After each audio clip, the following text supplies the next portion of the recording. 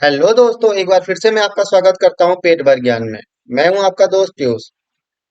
आज हम बात करेंगे माइक्रोसॉफ्ट एक्सेल में और एंड फंक्शन के बारे में। तो मैं आपको बता दूं, पहले हम बात करते हैं और फंक्शन के बारे में। और फंक्शन में क्या होता है, इसमें मल्टीपल कंडीशन होगी, मल्टीपल स्टेटमेंट होंगे।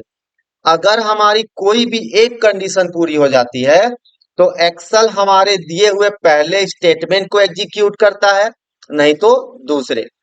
जैसे क्या होता है, हमारे सामने क्या रहता है, अगर दो क्वेश्चन है और बीच में और लगा हुआ है तो इसका यही मतलब है कि उन दोनों क्वेश्चन में से हमको एक क्वेश्चन को करना है। दो आंसर है और बीच में और लगा है तो इसका यही मतलब होता है कि दोनों आंसर में से कोई एक आंसर सही है।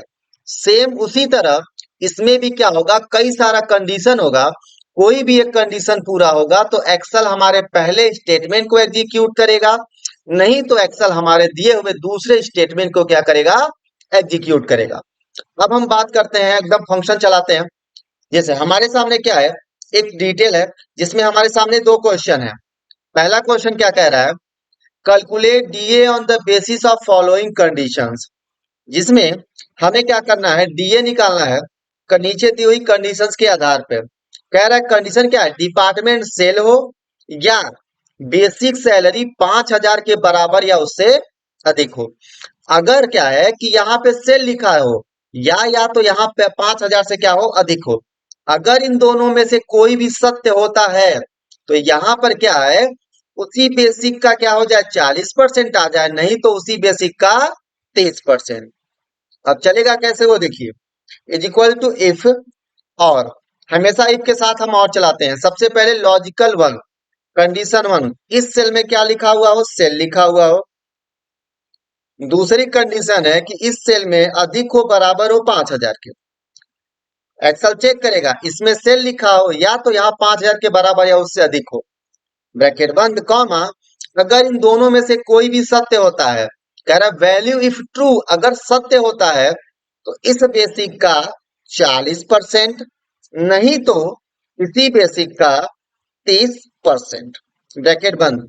यहाँ पे सेल लिखा हो या तो यहाँ 5,000 से अधिक हो।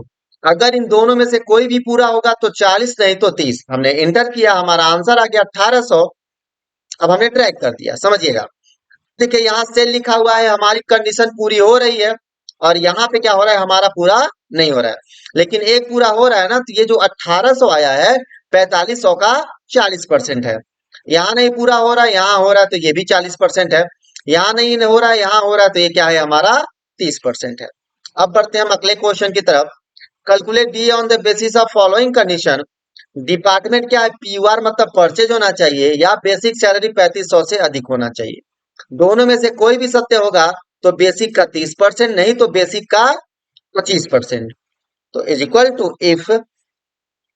और यहाँ पे क्या लिखा हो, पी यू आर लिखा हो, या तो यहाँ पे अधिक हो, बराबर हो 3500। अगर इन दोनों में से कोई भी सत्य होता है तो इसका हमको मिलेगा 30%, नहीं तो इसी का हमको देंगे 35%। इंटर किए। अब हम क्या करेंगे, इसको ड्रैग कर देंगे। अब यहाँ सेल लिखा है, नहीं पूरा हो रहा है। यहाँ 3500 से अधिक है तो पूरा हो रहा है, तो अब ये क्या है, हमारा 30% है। ठीक है, और सॉरी, यहाँ पे 35 नहीं रहेगा, यहाँ हमारा 25% रहेगा। हमने यहाँ पे क्या कर दिया, 25% कर दिया। अब हम ड्रैग करेंगे, अब हमारा आंसर जनरेट हो गया।